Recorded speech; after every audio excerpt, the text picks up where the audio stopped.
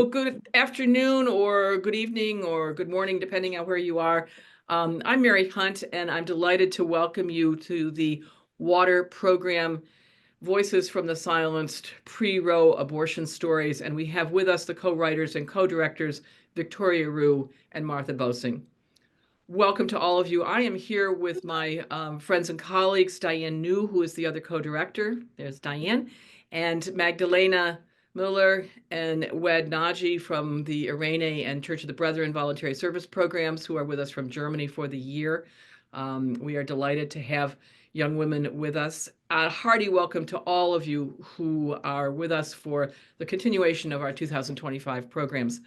I offer a special word of welcome to those who are new to water. I hope you feel at home. Co-writers and co-directors Victoria Rue and Martha Boesing will discuss their play and the film about it, Voices from the Silenced, Pre-Roe Abortion Stories, as well as the documentary about the whole project. Since Dobbs in 2022, the stories of women who had abortions before Roe, that is 1973, are painfully familiar. Today, we will hear more as the restrictions on women's reproductive justice increase.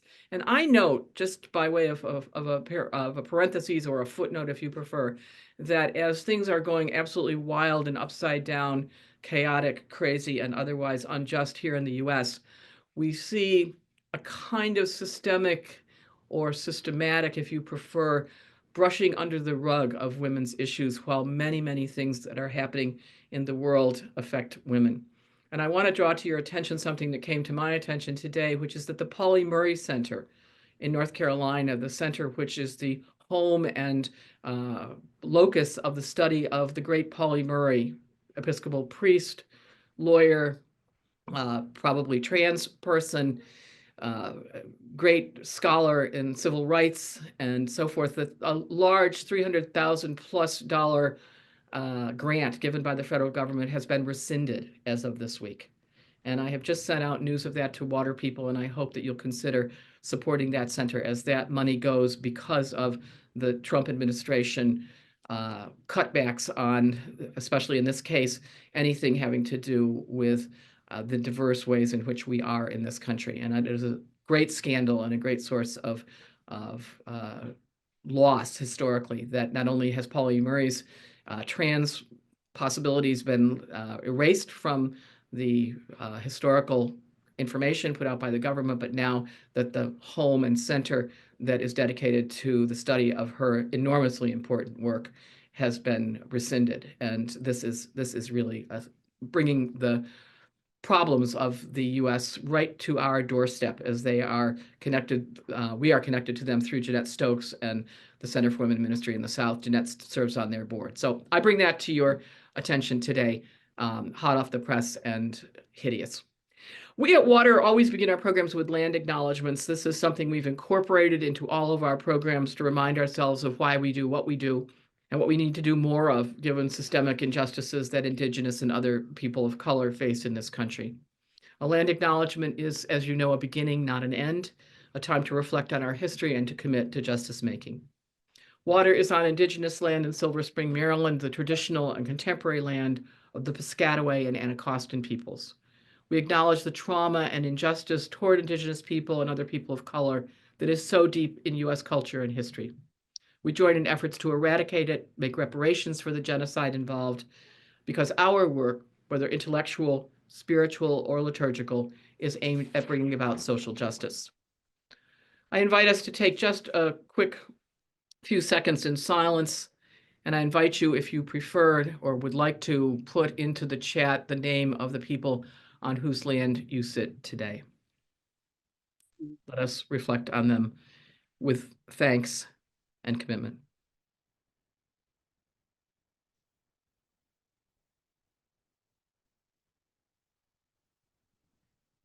Thank you. Water's work brings feminist, womanist, spiritual values and intellectual work to efforts for social change. Our hope is that by socializing the resources of feminist and womanist work in religion, we spread tools and energy for justice. That's what we do.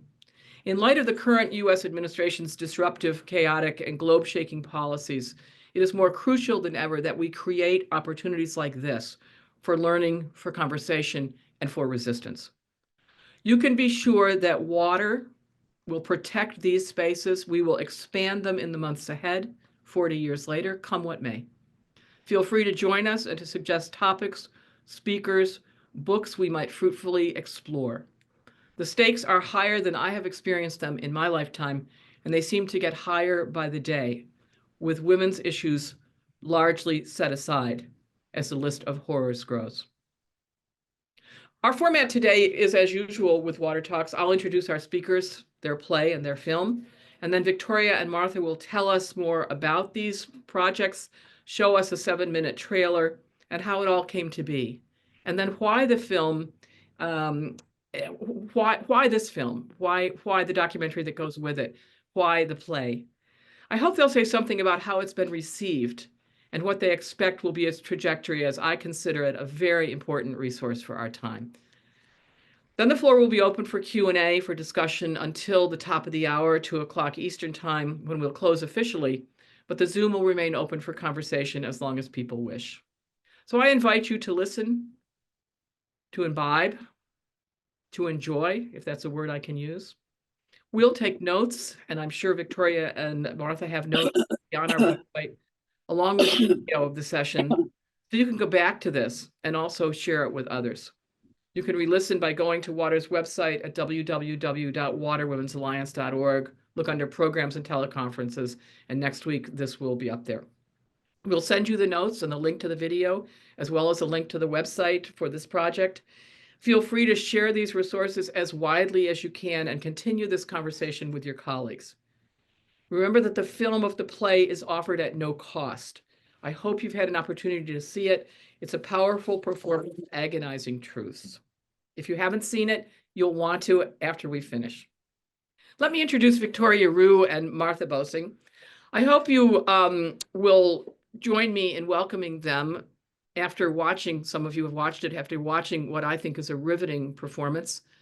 I was taken by the amazingly powerful women and sickened to think that history is repeating itself.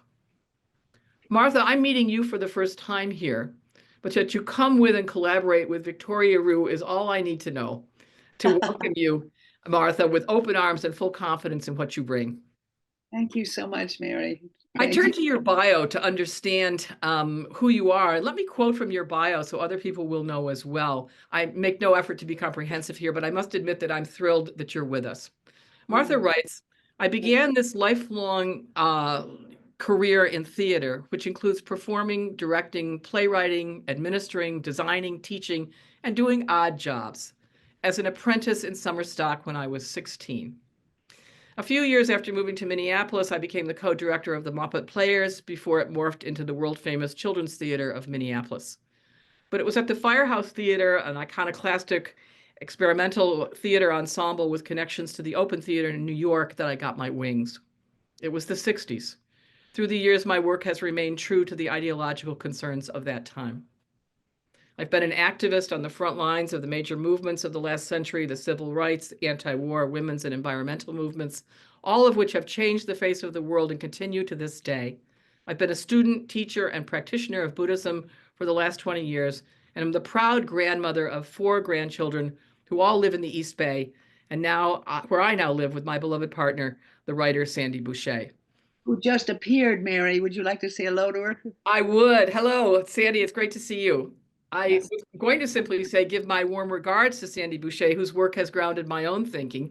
Several of her books are here in the Water Office: Turning the Wheel, American Women Creating the New Buddhism, Opening the Lotus, A Woman's Guide to Buddhism, and Discovering Kuan Yin, my very favorite, The Buddhist Goddess of Compassion. These are foundational feminist texts in religion. They are shared in classrooms and in conferences and in groups like this around the world. So it is a deep honor to have you with us, Sandy, and to know that you are with Martha is just a delight to me. So a warm welcome to you as well. Yeah, I'm delighted to see you, Mary. Thank you. We were in Berkeley back in the day, so virtual hugs, virtual hugs. And to you, thank you. I want to then introduce Victoria Rue, who is quite simply a rock star. She is a writer, director, actor, not to mention a theologian and a priest. Did I mention rock star? She graduated from Union Theological Seminary in New York City with a Master of Divinity and the Graduate Theological Union in Berkeley with a PhD, where her dissertation was a play about women with cancer. Victoria has spent significant time in Palestine, where she crafted another of her creative works, Miriam, a Woman of Bethlehem, which is based on interviews with Christians and Muslims from Bethlehem in Palestine.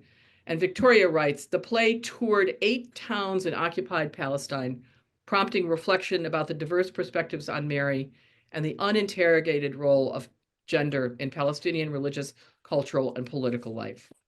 The play is performed by 2 actresses who play 22 characters. And Victoria brought 2 Palestinian actors to the US to perform the play to great audience response.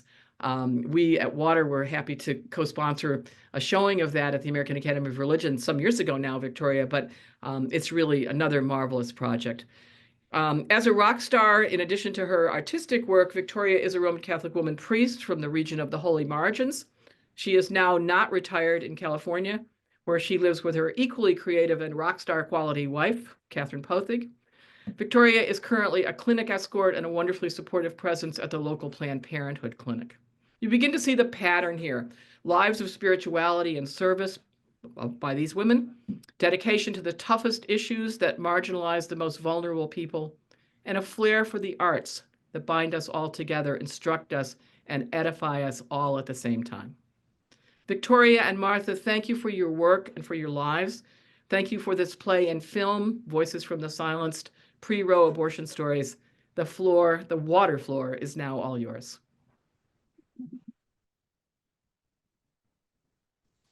You're muted, Victoria. Unmute yourself. There you go. There we go. Thank you. Thank you so much, Mary. It's a great joy for Martha and myself to be here. And I think we should just get right into it. And let's take a look at the trailer, which will introduce the play Voices from the Silenced to all of you if you haven't seen it yet. Okay, so I am putting the link to the website into the chat for future references. This is what the website looks like. And at the top, you can find the menu to navigate the website. And now we are going to watch the trailer. And I encourage all of you to make your Zoom screen full screen on your own devices for a better view. I never told anyone. I never told anyone. This is the first time. The first time. We collected the stories, went through them, edited them, picked out parts, and began to write the play. Because I knew that the stories that they would tell had incredible parallels to today. Pre-Roe. Oh, yes. Scary, scary, scary. It was 1964 in San Francisco. I was 27. I lived alone, met a guy and brought him back. When I found that I was pregnant, I never heard from him again. So it was a Friday morning. My fiance and I drove down to Tijuana because abortion was illegal in the States. They put me in their car and, to my horror, blindfolded me. So what happened to me was that I left the convent when I was 30 years old. And it was the sexual revolution. Everybody was doing everything with everybody. And then I got pregnant. If you will get me out of this, I will pray every day. I will go to confession. I found a little storefront in Hollywood. And this man who have no idea if he was a doctor, I'm sure he wasn't. It was late at night. I went to this stranger's house. She had laid out on a coffee table a bunch of newspaper and towels. She had a coat hanger with a catheter at the end of it. It hurt. And it was very, very unpleasant staying awake through an abortion. And I said, "This is so painful. Can you give me anything?" He said, "You should have thought of that earlier, dearie, don't you think?" I grieve for the pain so many of us have had to endure. And I grieve for the women who died in back alley abortion.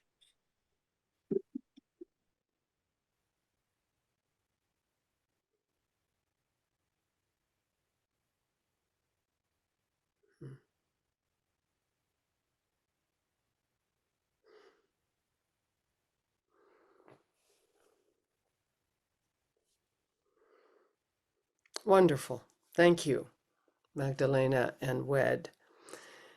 Um, Interestingly enough, that actually is the trailer for the documentary, not the trailer for the play, which is okay. There is another trailer, and that may also be on the website, and there are two trailers. It's okay. Both of them go right at the same source. So if there's let me see if I can clarify this now. Actually, let's just begin the story. I think that would be best. After Dobbs was leaked, the decision, I had a dream, and the dream was, you have to do something, Victoria. And when I woke up, I knew that what I had to do was a theater piece, since that's what I do, one of the things.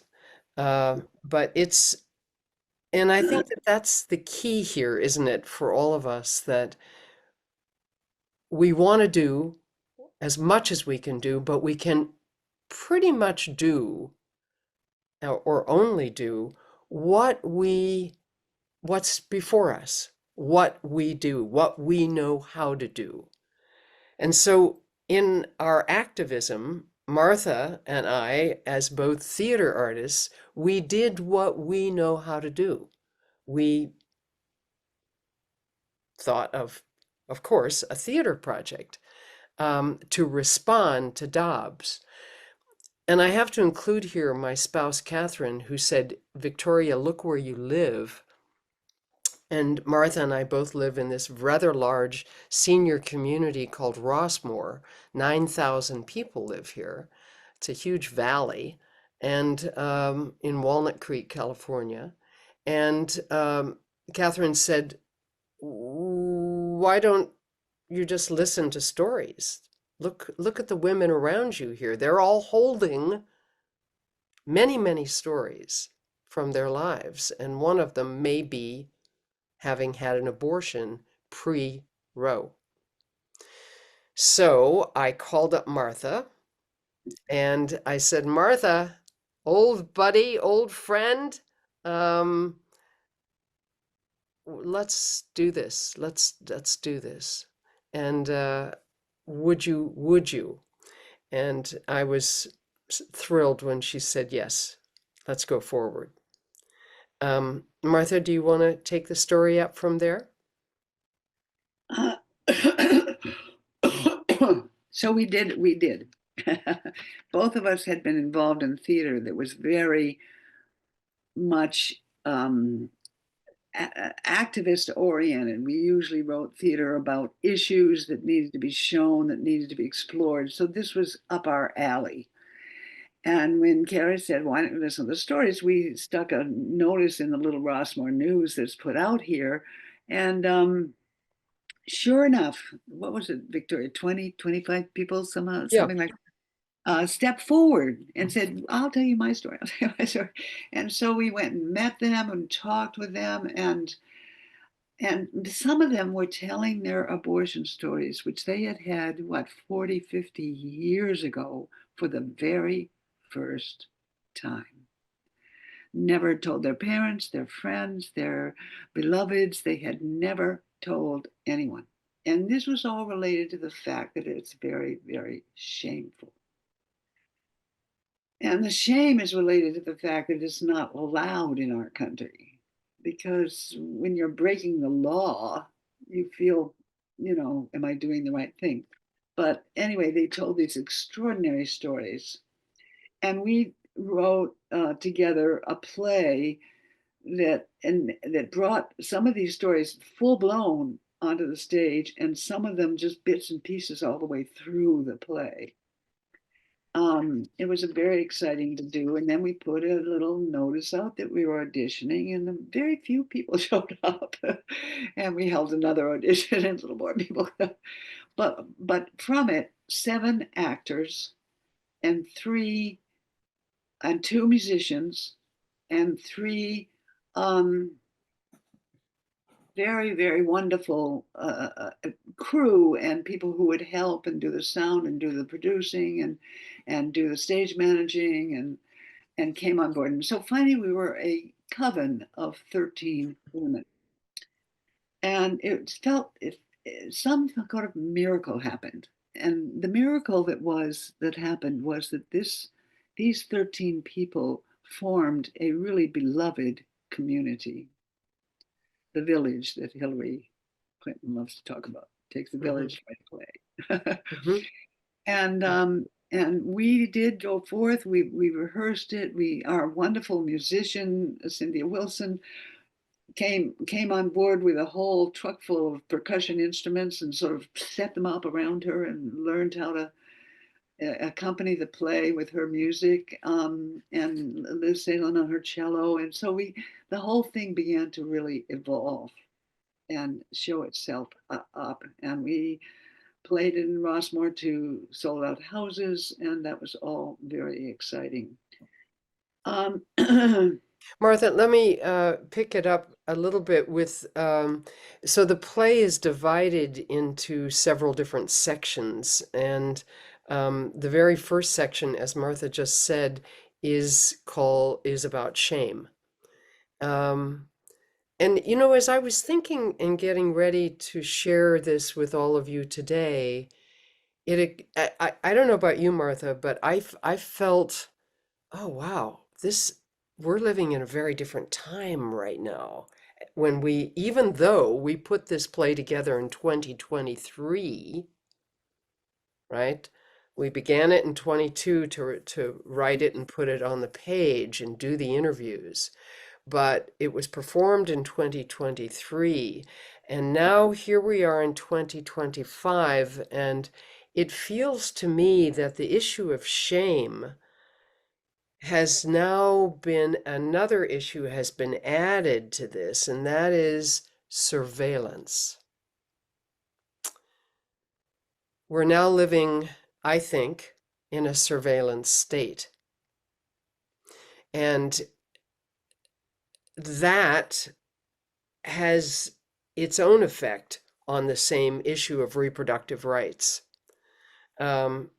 So I want to come back to that, and maybe in the Q&A we can talk about that a little bit, that connection between then and now, pre-Roe, when we did the play, and the surveillance state of today. But the play itself then begins with this section on shame, and it of course connects religion to that shame, and the shaming of women and women's bodies and sexuality in general. And of course, intersectionally with that are the obstacles that women had to jump through, the hoops that women had to jump through, or what they were up against in terms of education, in terms of poverty, in terms of healthcare. And so some of the characters in the next section, also we get to see what women were up against, from their families being against and therefore women didn't share, or their spouse, or they were alone, to having no health care or no money. And then of course the actual stories, there's a whole section of the actual stories of when the women then find their way to an abortion. And following that, Martha, maybe you want to pick that up with the ritual part of it, that next. Yeah, the ritual, we brought this ritual about our own grief to where we lit candles and came forth and said a line about our grief, um, which you'll see when you watch the film. But the thing I really kind of wanted to talk about for a second, is this okay, Victoria? Sure, It sure. is that this putting together this play took a huge amount of time and attention by all the people involved, these 13 amazing women. And we formed a community of people who really wanted to reach out. Now, we all did all this work pro bono. Nobody took a penny off it. We paid our expenses from donations and from the box office take, and we gave it all to Planned Parenthood and other places that are working with women who need abortions, for them to use the film as a fundraiser for themselves. Um, so I felt that there was just something I wanted to say about the sense of community in putting this on. It wasn't a big show by Martha and Victoria. It just wasn't that. It was a show, a play that was done by this very devoted and unknown. We didn't know each other. It wasn't Hmm. like friends getting together Right. or some group that already existed. This was people who didn't know each other and came together, worked so hard. They gave so much of their time and devotion to this project for no money returned, for no, it wasn't a job. And we all felt this sense of belonging to this community. And the Hmm. reason I kind of wanted to mention this particularly is that there is no question that what is going on in our country right now is demanding that sense of community. Hmm. It's, I hear people all the time saying, there's no leader, there's no Martin Luther King, and with all these demonstrations in the streets and people working on this whole issue and other issues. And but instead, the community, and I just think that that's where we have to be headed. Hmm. These examples that are rising up, and this movie is an example of it. And the Hmm. dedication, and nobody getting paid for it, and it wasn't a job; it was a offering. It was an offering. Hmm. And I Yeah. think Well that, said, Martha. yeah, and it was, and then the filmmakers, there were 11 film, the one who did the documentary and came in first, brought 11 people for his crew, and they all did it for pro bono. They all became part of that community. Because of the issue, I think. It was Right? the issue. It wasn't, oh, let's go do a play with Victoria Yeah. and Martha. No, no, no, no. It was definitely wanting to do something, the same thing, Hmm. the way Victoria woke up in the morning saying, God, I've got to do something about this issue. And I'm going to get Martha aboard. And I was thinking the same thing. And I'm too old to go walk on the streets anymore. And I just, Hmm. yes, this is what I know to do. This is what Victoria knows how to do. This is Hmm. what we'll do as our contribution to this community of Hmm. people who are gathering all over America right now, going to the streets, going to the lawyers, going to their senators to try to do something about this issue or the other issue or the other issue, and just really joining together in a profound sense of this is going to be solved. This whole thing is going to be solved Hmm. by people joining together in community. I really believe that. No big leader, no Martin Luther King. Amen, Martha. No, Amen. it's us all. Absolutely so. Hey, Water is I, such I a beautiful example of, by just listening to you. I don't know much about water. Sandy said, well, I do. I know about Mary Hunt and those people. And because they were together at the Union Theological, right? Yeah. Yeah. And it's just a sense of, oh yeah, that's where we are now. We are together in this, and we're going to put it on its feet and right it and get our country back. But it's not going to be a leader. It's not going to be one person. It's going to be the community. I think one of the important pieces, in addition to what Martha just said, is also that there is a character, and I want to really credit Martha for this. She too had a dream that kind of knit all of the entire play together. and that is a character whose name is Jane, and who goes throughout the entire play. And this is sort of her band of women that she gathers to tell these stories. But Jane is based on the Janes of Chicago. And if you haven't seen that documentary, The Janes, that gives the history of just a handful of women who made a huge difference in Chicago, um, in terms of accessing abortion for women all over that city. And from the same base, we have to do something. What Right, can we do? Well, we'll right, help women get abortion. I mean, whatever it is, we have to do something. right. So that character takes us all the way through. Um, uh, I'm aware, Mary, that Martha, it would probably help Martha and myself at this point, if we had a Q&A at this moment. Let me just mention two very brief things. So there is a documentary which you can find how to access it on the website Voices from the Silenced. Um, it's not as easy to access because it's being represented by a firm. But the film, then there secondly is a film of the play.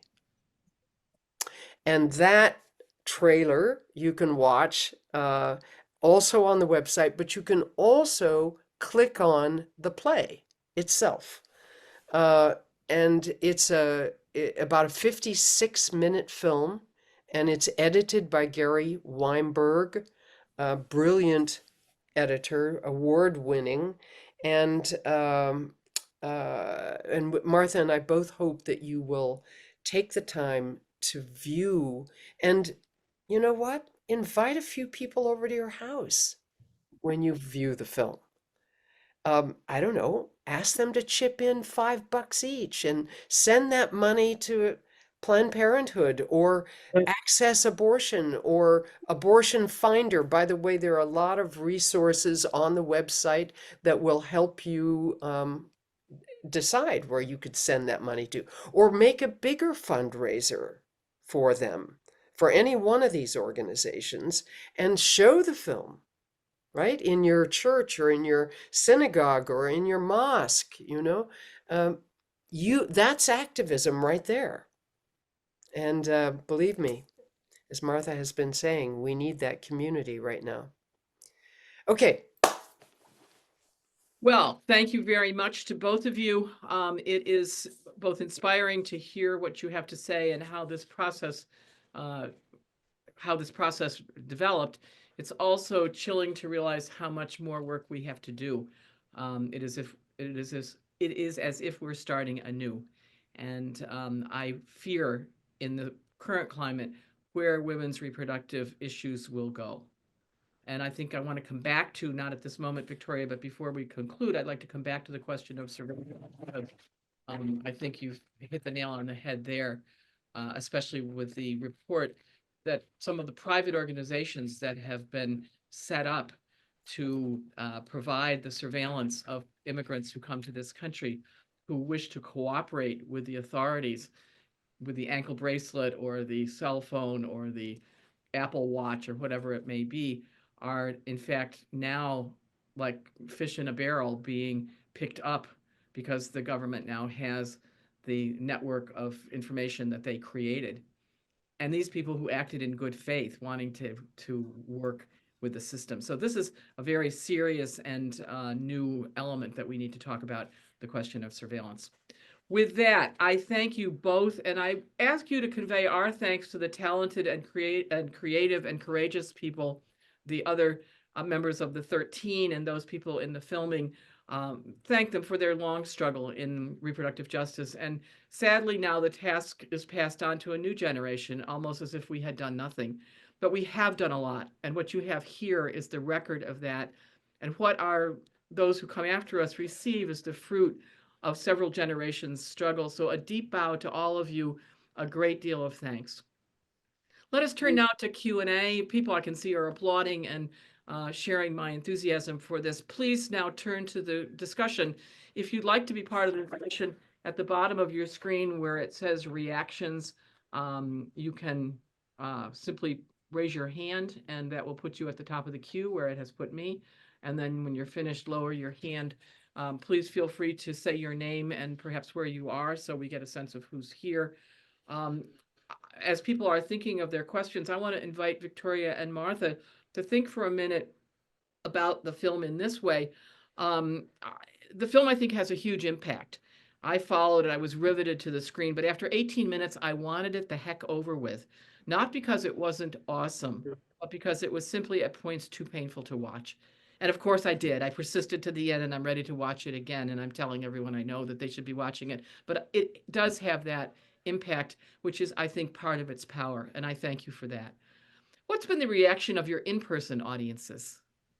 Just as a way to give us a little more history, and then we'll turn right to questions. But I say that just to say it's so powerful, so helpful. We had young people and older people come and see the play, and one of the reactions from and I have to say men and women, one of the reactions that we heard several times from men was, "I never knew any of this happened."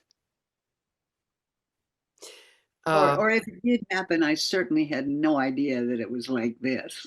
Yes, I mean, exactly. wow, shocking. I just, wow, I Yeah, didn't even know that.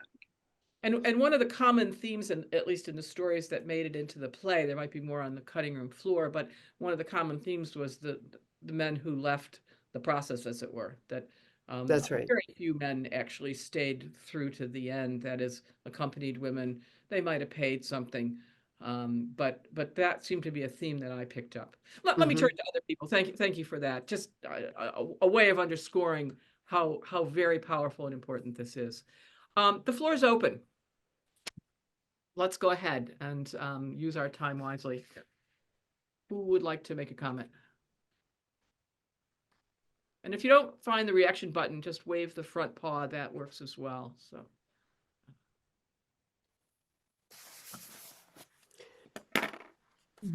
Virginia Day, please go ahead. Thank you.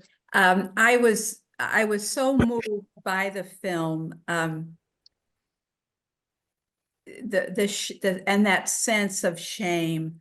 As a chaplain, I have heard women tell me that they never told anyone that they had had an abortion. And, it was like, because my main work has been in hospice and palliative care, I'm hearing those conversations.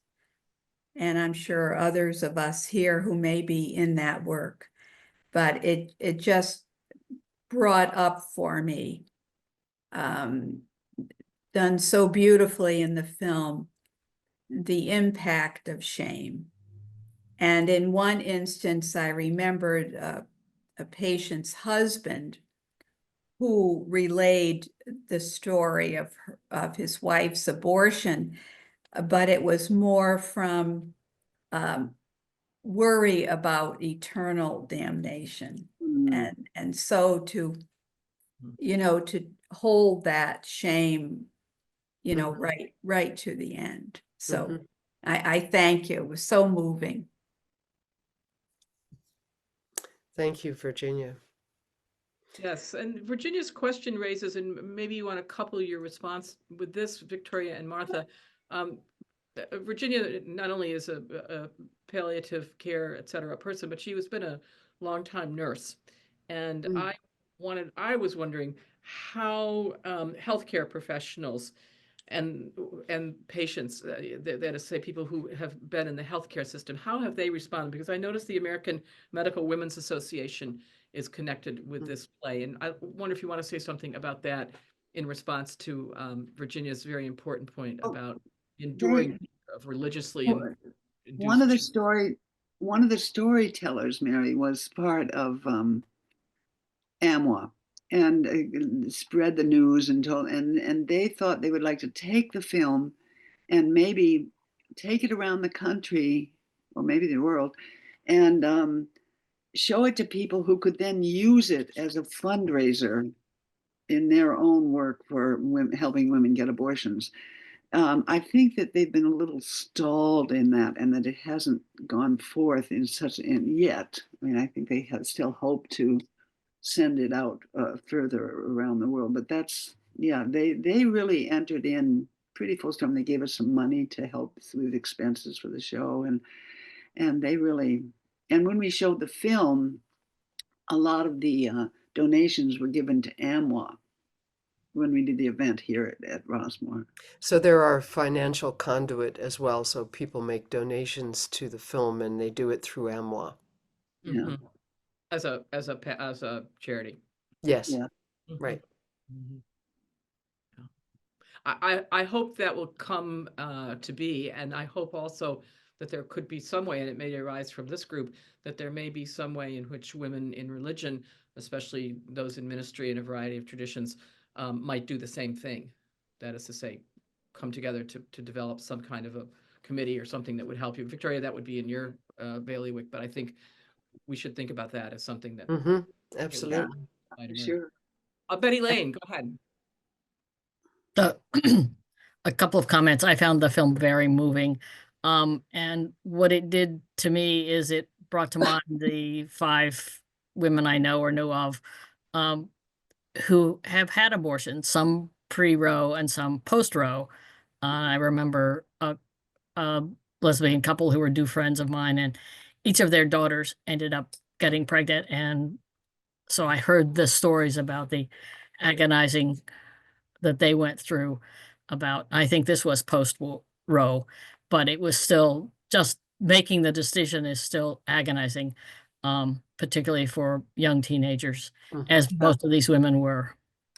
I also wanted to say that earlier this week, I went to a webinar by Black Lives Matter New Hampshire, where 6 Black women who've been involved in maternal health.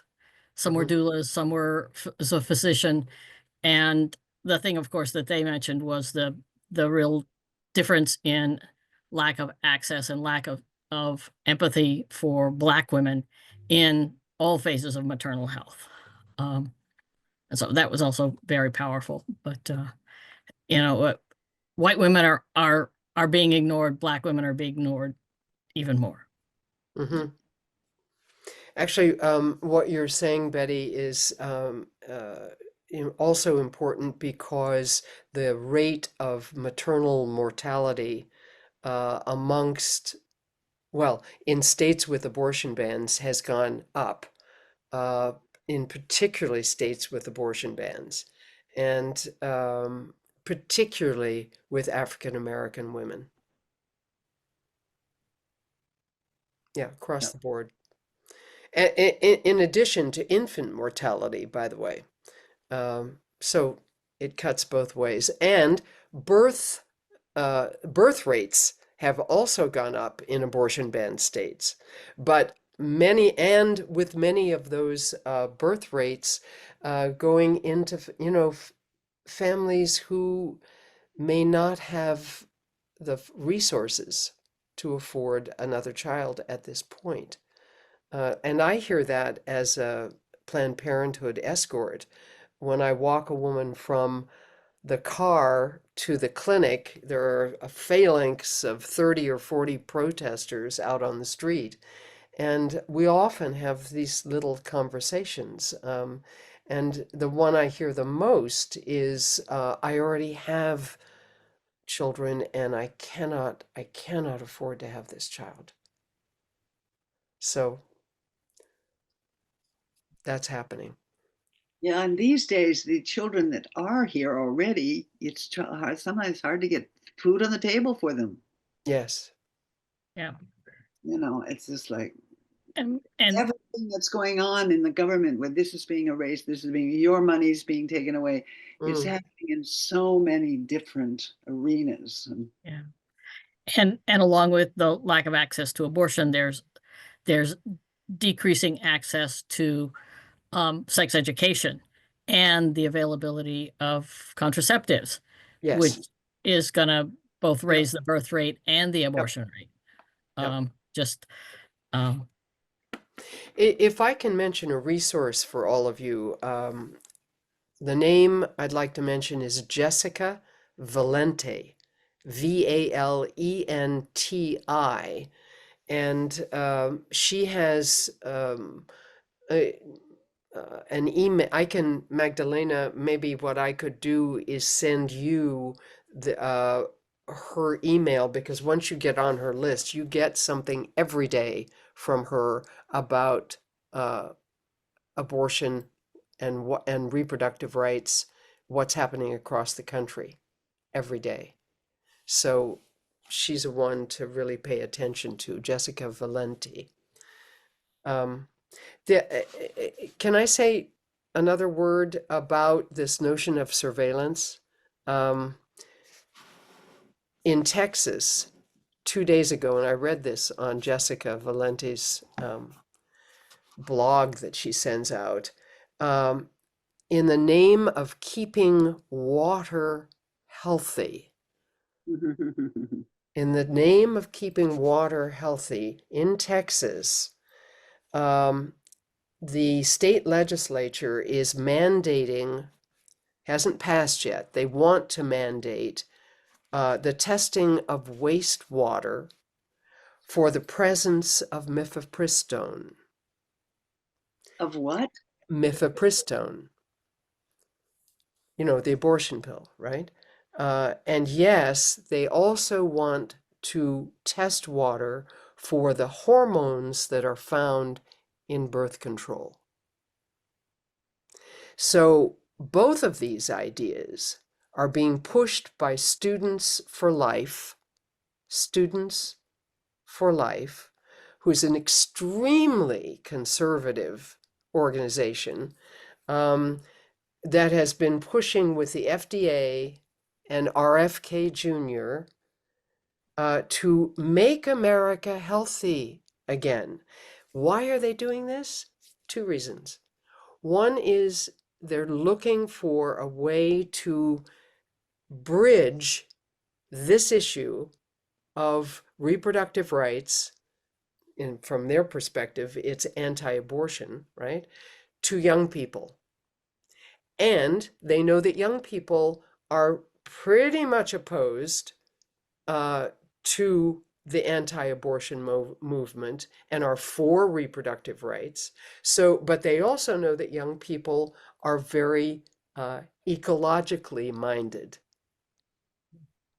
And so this is a way we've got to make we've got to make our water healthy again.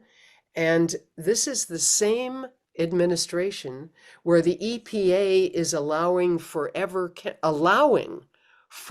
chemicals to go into the water. So it's a total manipulation. I mean, I could say a lot more. Jessica says it a lot better, but it's surveillance of the water.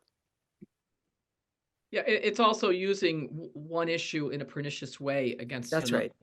It's as if it's the way the trans issues play out so that they can keep cis women safe. Yeah, really?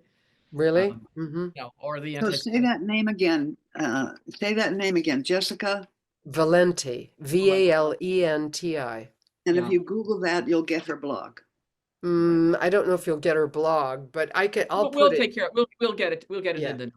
We'll get it in the notes. And you'll Let me send it turn out you'll send it out to all of us, Yes. even Yeah, we'll non-water. go get the notes. Yes, Jessica Valenti and Wed and Magdalena will check on it now if they'd be so kind, just to see if there's anything we can put up here. I want to turn to 2 things. One is just to say that Roz Hinton, who I think has had to leave us, has asked to be put in touch with you because she has a pro-choice women's ministry group and they will want to watch the film. So that's how this is going to spread.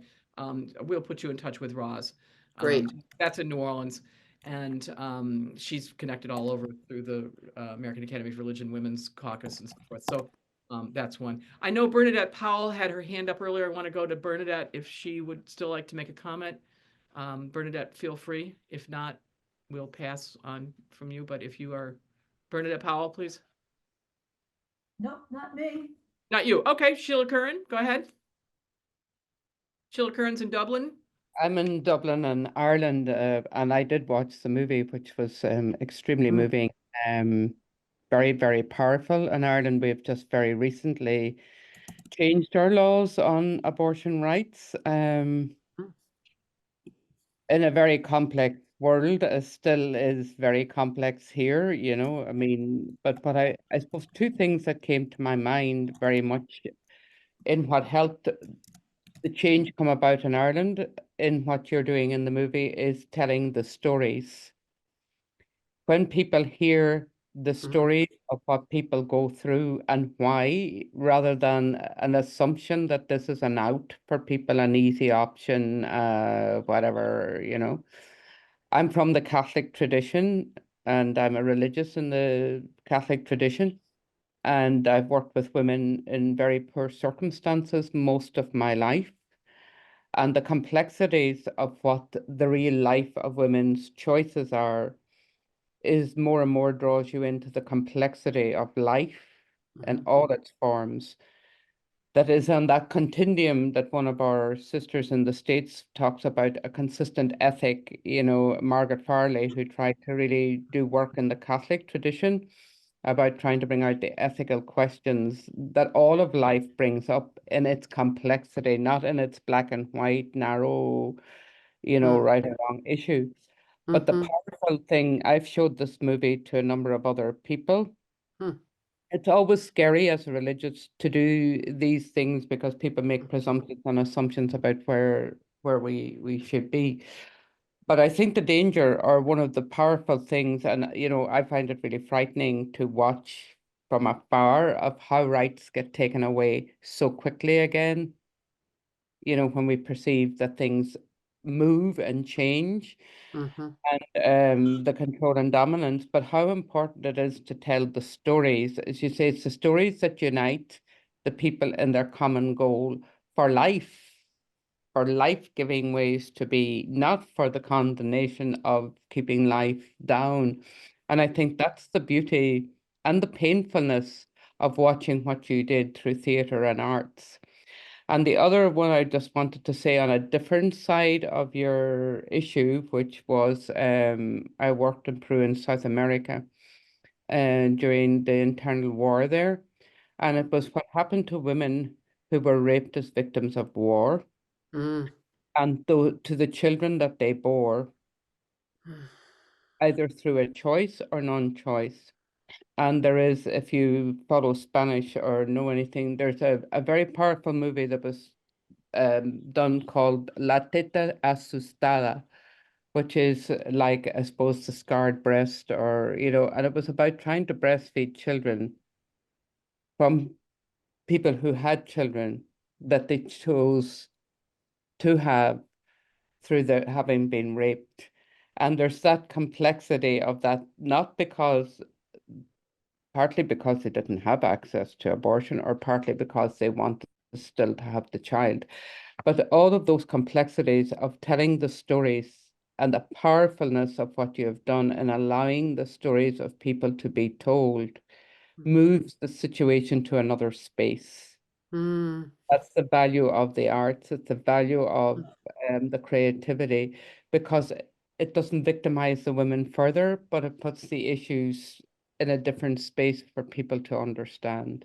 And I think for me, it has helped in other works I do, which is not easy in what I'm about, but I just wanted to thank you for that as well. Thank you, Bernadette, very much. Yeah, that's Sheila Curran, Sister of Mercy in Dublin. And Sheila, thank you. And I want to just follow up on your comment with two things. One is I was deeply moved by the fact that the Argentine women who were the Yes. protagonists of abortion rights in Latin America were included in the film. And I would just note that they're, you know, with the green handkerchief, you saw them with the green kerchiefs on. And you know that those kerchiefs are reminiscent of the Madres de Plaza de Mayo. There you go. Nancy Pelosi wore one of those, but Martha, Nancy Pelosi wore one of those when she got her Francis Kissling Award from Catholics for Choice recently. But they are green in the same style as the Madres de Plaza de Mayo, the women of the disappeared, and they are green to make this same contemporary connection with ecology. That's one great thing. The other is the Bridget Alliance, which I think needs to be mentioned here as sort of the modern day Janes, as it were. This is a group, a contemporary group that pays for food, for travel, lodging, everything except for the procedure itself, as I understand it, for pregnant people in the U.S. in need. And it's called the Bridget Alliance, which has some echo for you, Sheila. But the underground dimension and the shared help and the support, and what hit us hard in the Water Office was the number of women who pay for other women's abortions that you play. And that's just that solidarity, that sense of community, and how much more we need to be doing that. So, Martha, Victoria, some closing comments perhaps before we take a break, and then we'll continue the conversation for those who wish in Zoom. But if you'd like to just make a closing comment, that would be fine. Well, it's so wonderful to hear the kind of work that's going on inside of the religious communities that you're, organizing and in touch with. It's wonderful to be here, part of that. Thank you. Well, I hope you feel at home, and I hope you and perhaps the lauded Sandy Boucher will come again. Victoria, how about something from you? Right, she's actually right here sitting beside me. Oh, great. Well, I can go grab her books off the shelf, but marvelous. I'm very, very grateful for this opportunity, Mary. Thank you again, and thank you to Water for hosting Water Talks with such great women. Yeah, all of you. I've seen many of you before, and I'm just my tip of my hat to each one of you for staying the course, right? And I think that's to be said for water the most of all, as water leads us forward. And my heart is very heartened by all the work that we are all doing in our different ways, as whatever we can right now in this difficult time. So I send energy and thanks to all of you. Thank you very much to both of you. Hopefully you can stick around a few minutes after we finish our announcements. And I'd also like to draw people's attention to the chat where Rosemary Ganley from Peterborough, Ontario has put some useful information about the Canadian situation. And Janice Poss has said that she's spreading the word on this through the American Academy of Religion, women's groups, and so forth. So you'll be surprised. Oh, I heard that through, that's how an alliance works. And I always say I used to think it was theology that was most important, and then I got persuaded it was ethics, and then I really came around to the fact that it was ritual. But now I really think I was wrong on all. It's the alliance. To that end, future water programs, a week from Tuesday, actually, we will have the water liturgy, which will be Celebrate Earth, Our Power, Our Planet, with Diane New and water staff. Looking at ways in which we can foster environmental and social change through the environment. And as Diane put in the announcements for that, if we share, among us there is enough, is the water mantra. If we share, among us there's enough. And that will take flesh in this ritual of giving and receiving to celebrate the planet. On the 5th of May at 7:30 p.m., that will be at 7:30 p.m., by the way, on, I always get my dates wrong on this, but it is the last Tuesday in April at 7:30 p.m. Eastern Time. We'll have on the first Monday in May, the 5th, Cinco de Mayo, we will have Lillian Lewis on the wardrobe, taking the first step, which springs from the Narnia movie. Lillian is always creatively outside the box. She, like Victoria, is a Roman Catholic woman priest, and I think she was the first woman graduate student from Marquette who got her degree in religion many years before we did, Victoria. And she's a wonderfully creative Yes, she is. person. It's just astonishing. And then our next regular water talk, which follows this, will be on the 21st, Wednesday, the 21st of May at 1 o'clock, and we will be looking at it. It will be, instead of a talk, it will be a meeting of the Feminist Liberation Theologians Network. All are invited, and it will include people from a variety of countries, and we will be looking at what's happening at the moment and what the implications of, and I think are for people around the world. And I think this surveillance state will be a very important topic for us to discuss there. So, in fact, I may highlight that, Victoria, with all. Yep. So, Yep. water programs are free. They're open to everybody. Donations to water are needed. They're welcome.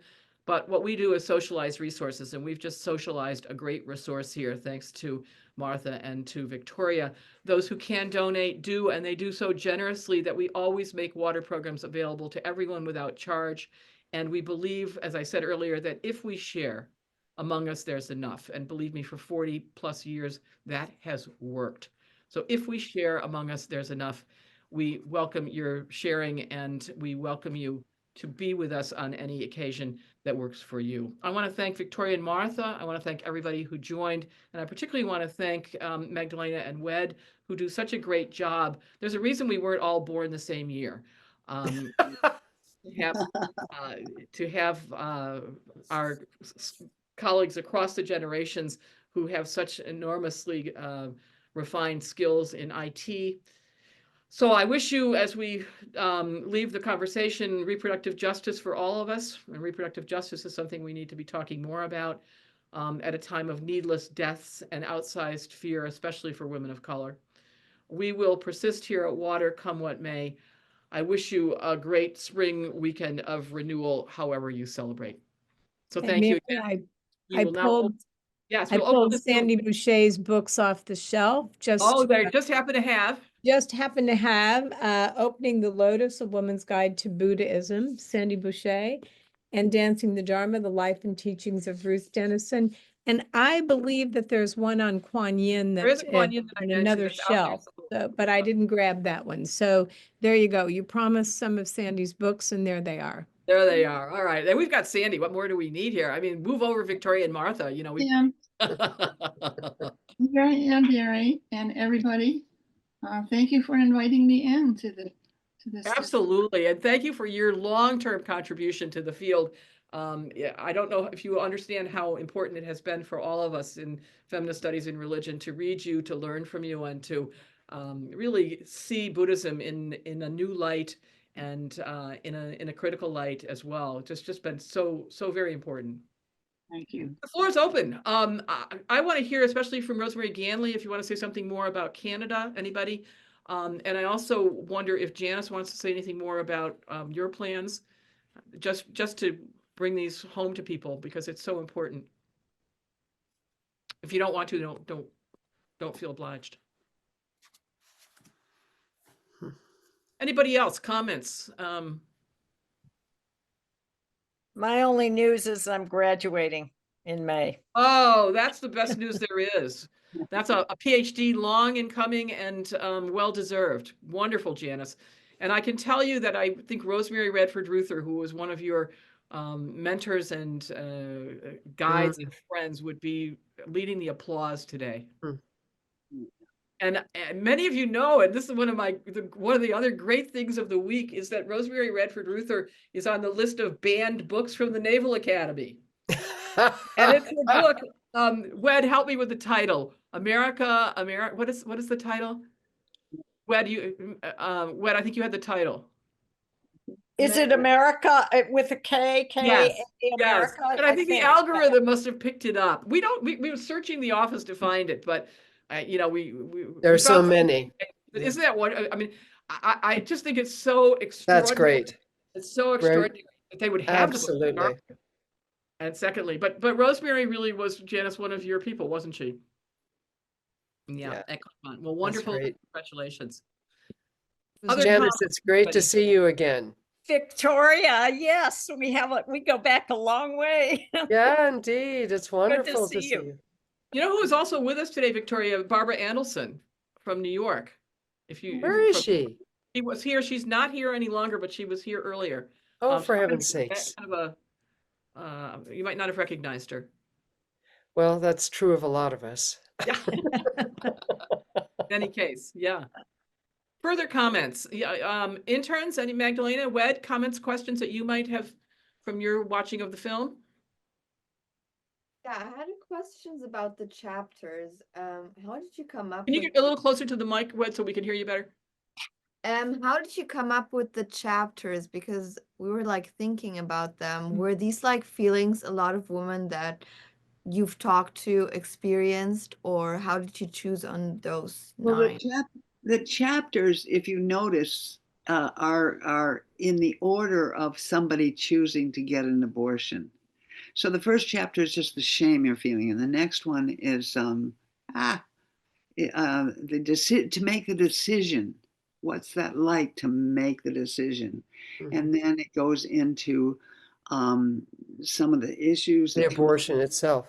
abortion is, and then finally these chapters where people got up and just told one abortion story after another. You know this, you've watched this, but then we decided to bring in the grief to begin to talk about, how this affected us, the grief we feel over the whole thing, and out of that, which we made into a ritual, and then out of that, finding the resistance. And that's when we went to the South American places with the green peoples, and really celebrated what they had been able to do to get enough people out in the streets that were arrested, put away, taken away, and then more people came in the streets. And then I'm hoping that's what will happen here. And then finally, the victory of their government changing their position in several countries, Argentina and Mexico and Venezuela, right? Is that the third one? There were three down there that changed their positions.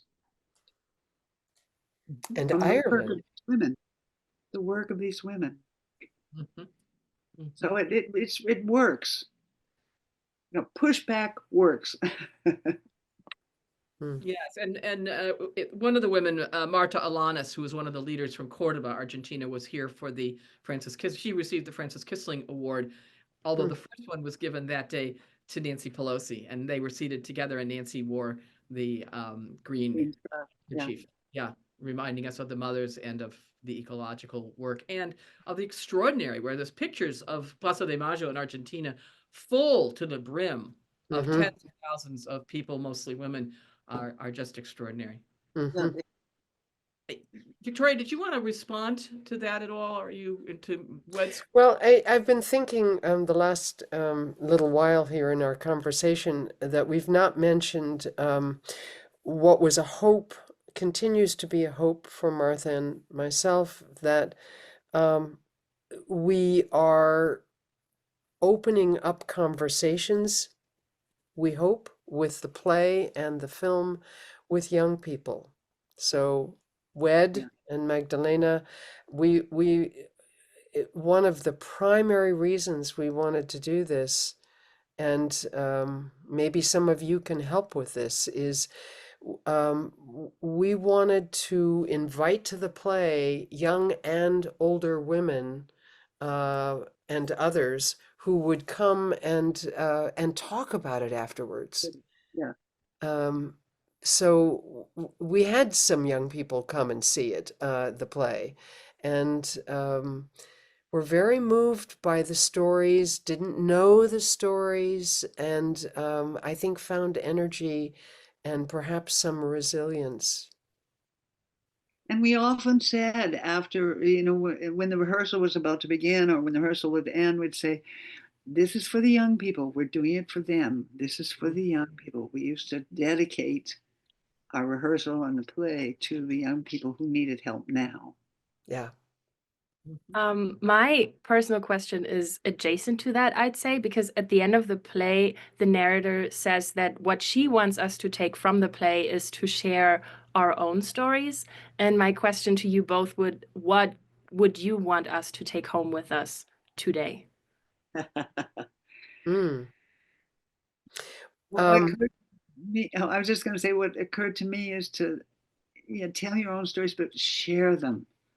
Share the news, share with your friends and your relatives and say, look, this is what, is going on, and we need to think about that and be with it.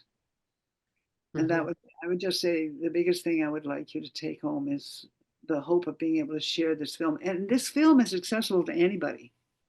Mhm. Just get a link from the web and you can just show it.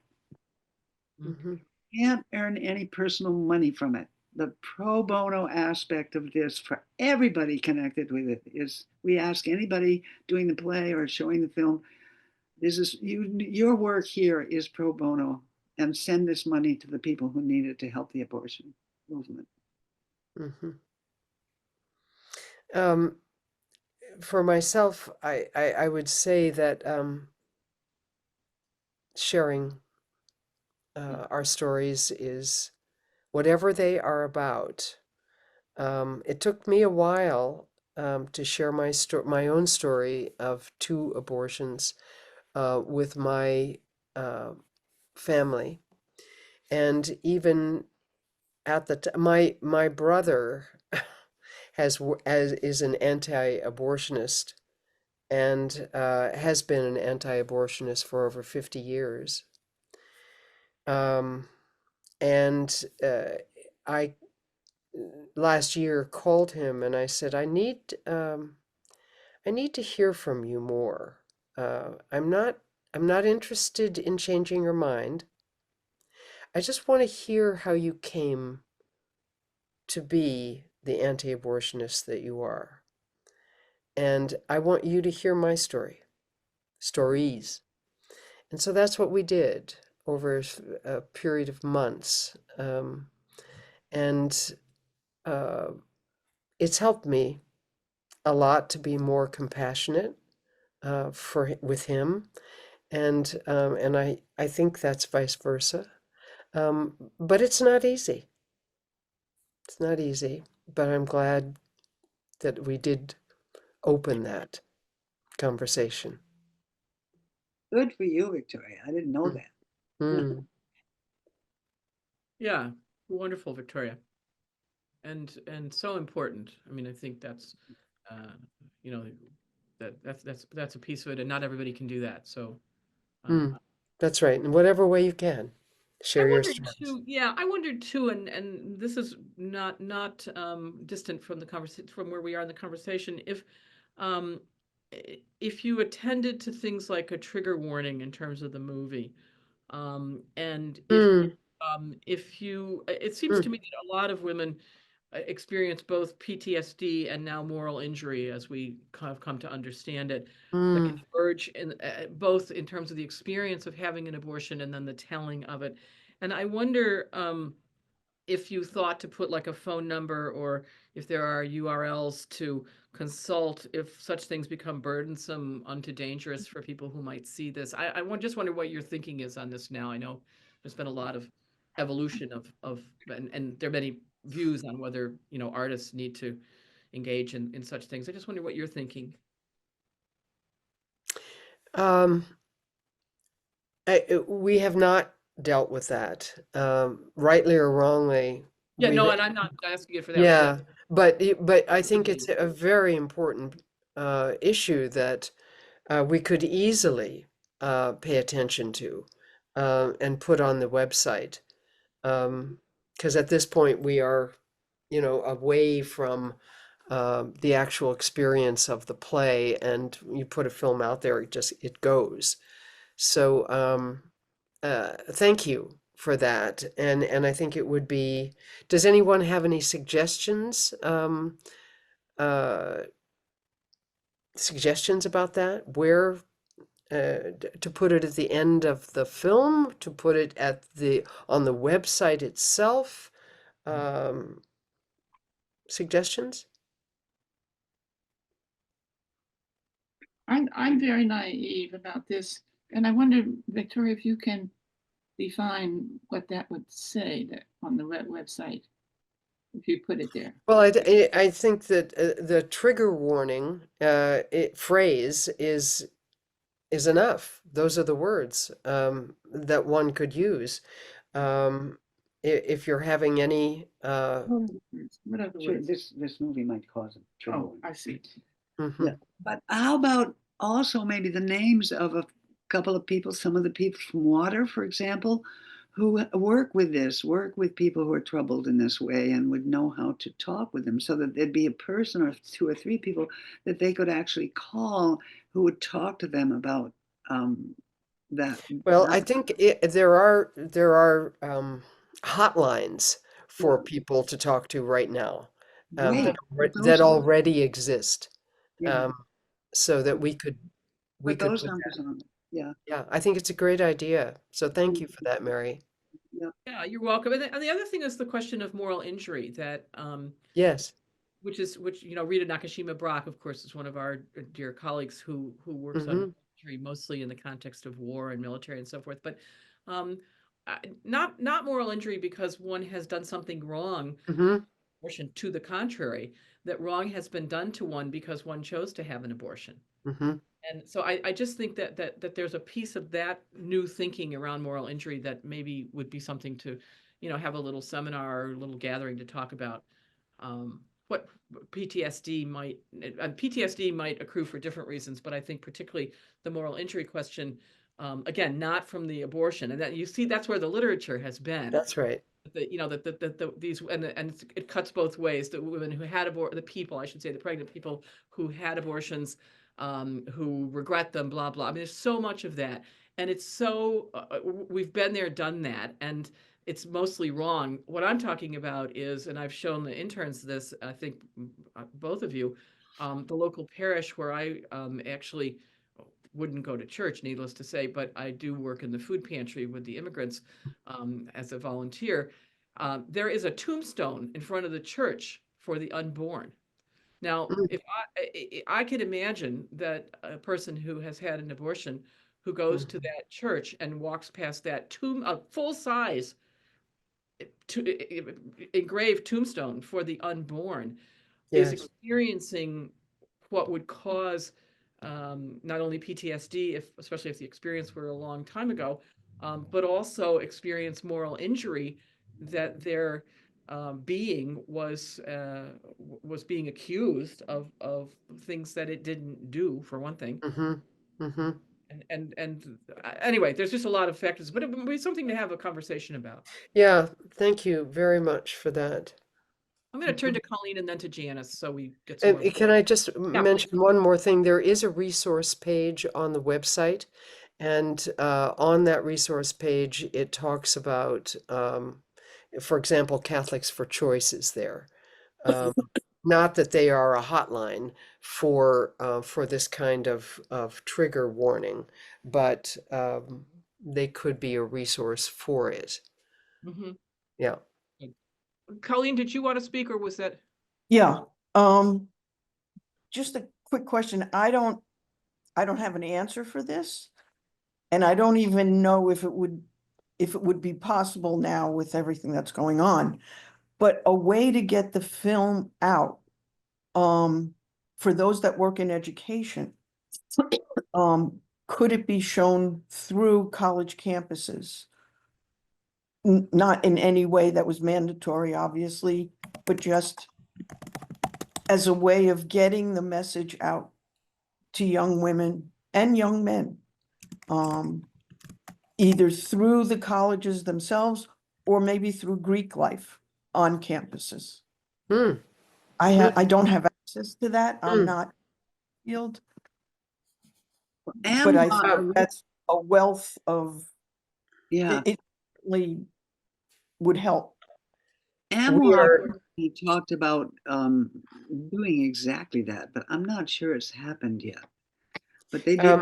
we will have a showing at San Jose State in the fall of the film,